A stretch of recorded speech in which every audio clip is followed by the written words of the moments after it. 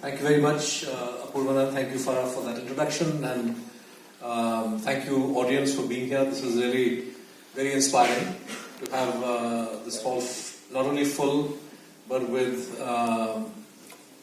99% of the faces that I've seen for the first time. In Delhi, it's normal to have the usual suspects at events like this. So it's really refreshing to have new faces, young faces. I believe that people have come from different campuses.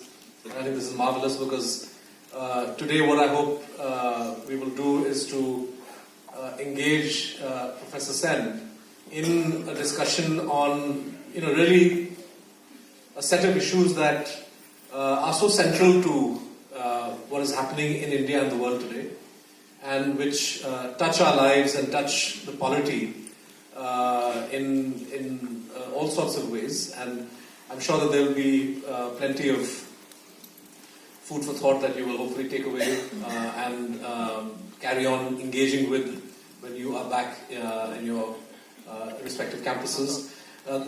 The way that we will conduct this is that I will have dialogue with Professor Sen for around 45-50 minutes, and then open the floor for questions from the audience. And at that point, we would request you to be brief and to be pointed so that we can fit as many questions as possible. So without any further ado, let me launch in. This is an unscripted dialogue.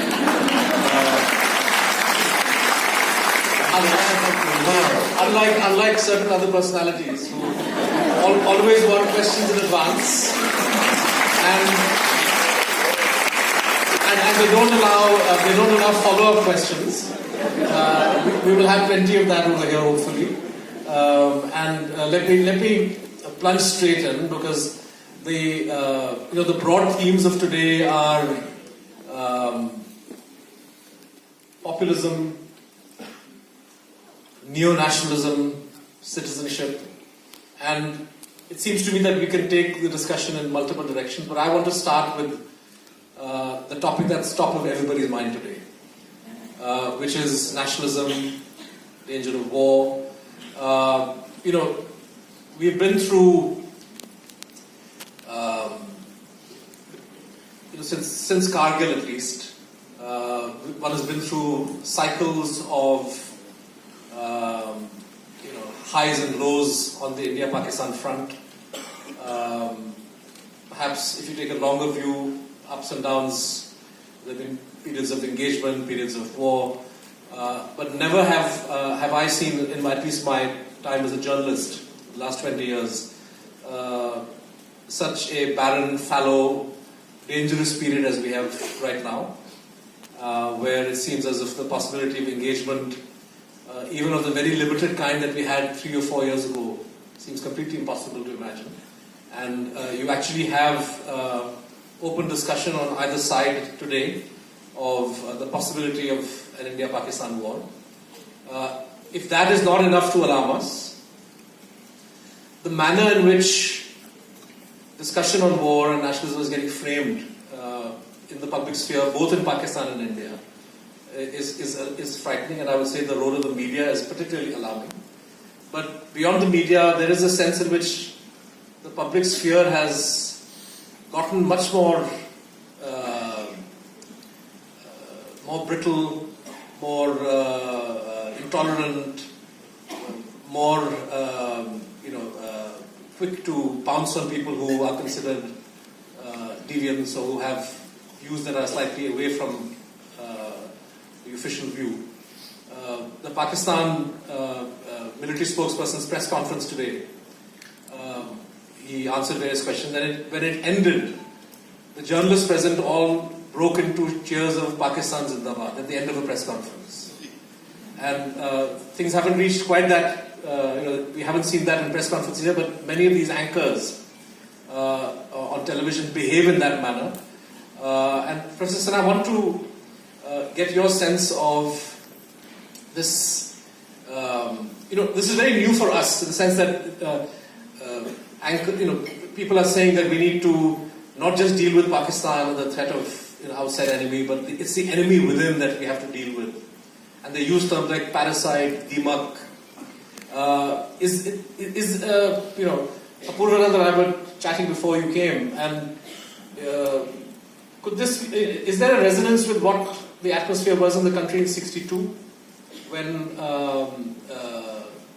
again there was a lot of anxiety, insecurity related to war, or are we today passing through a period that is qualitatively new, different, and dangerous?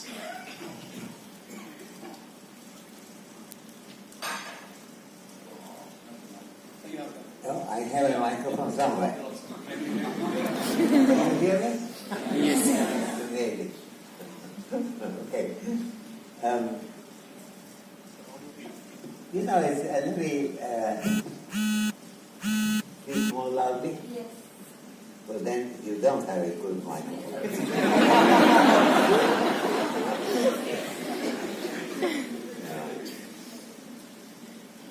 Okay, is that better now?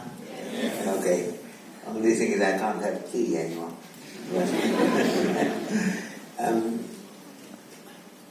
Before answering the question, let me just say 62, I was still teaching in Cambridge.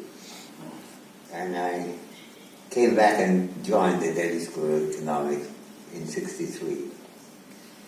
And on the way, I stopped in Pakistan, mainly because of some friends of mine, very close friends who had gone there. Arif Istikar was one of them. Mahbub al-Haq was another. Arif was in Lahore, and Mahbub in Karachi then. And I spent about, I don't know, 2 or 3 weeks. It was very difficult for me to sense there had been a war between the country to which I was going, namely India, and the country where I then was, namely Pakistan. So there is an element of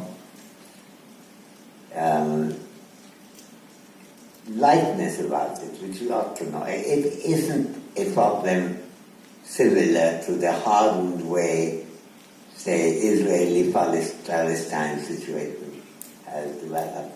There isn't that foundational difficulty in it. Now, of course, how come the Palestinian-Israeli situation has become what it is requires a different action, and if we have time we can go to that. But there is a history to it which is not similar to ours. This is very important to recognize.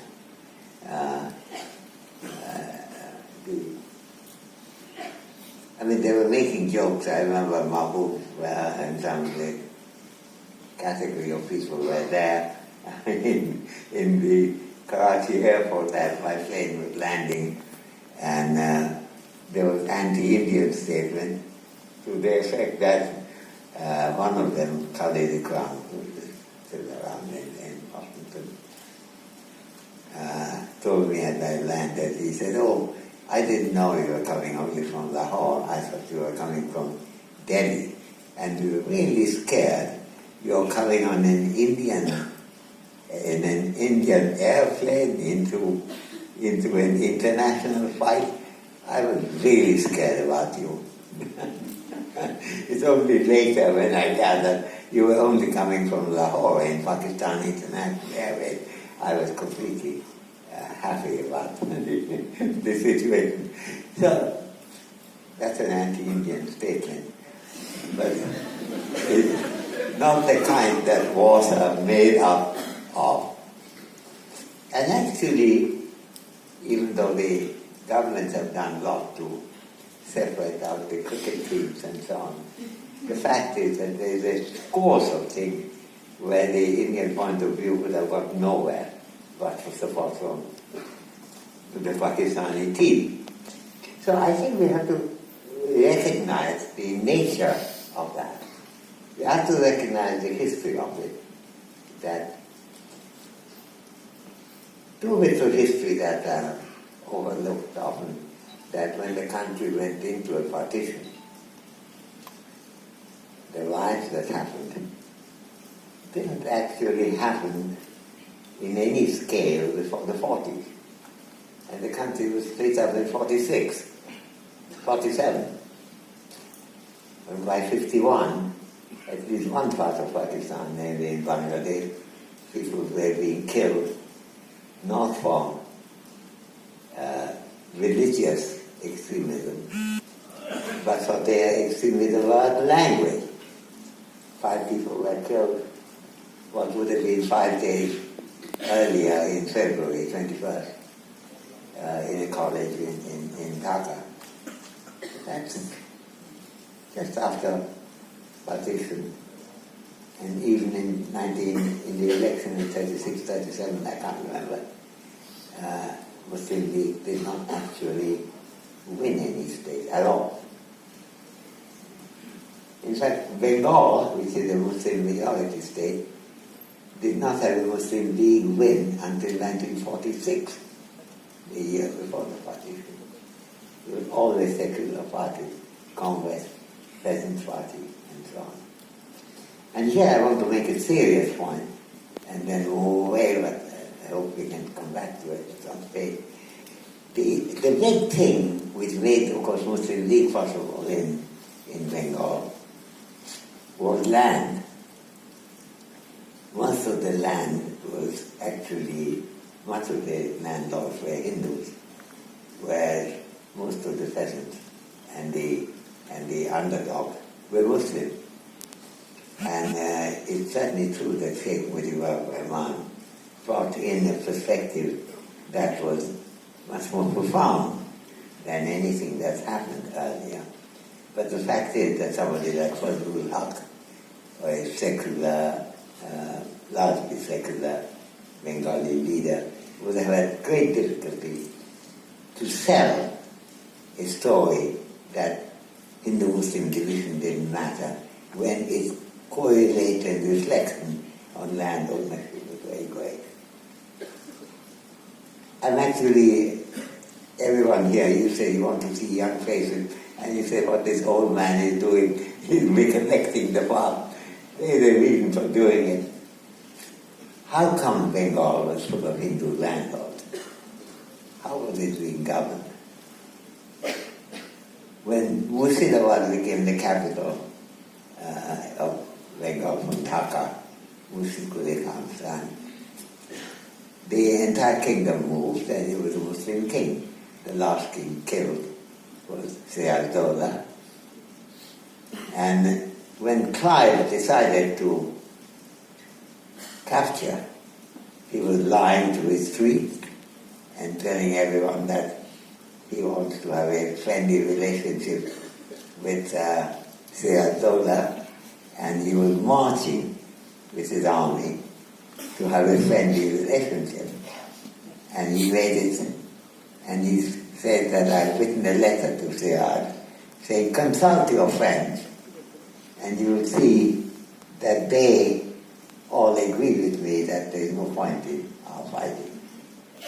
And then he mentioned 9 names from Siyad's close friends, 7 of whom are Hindus, and 2 Muslims.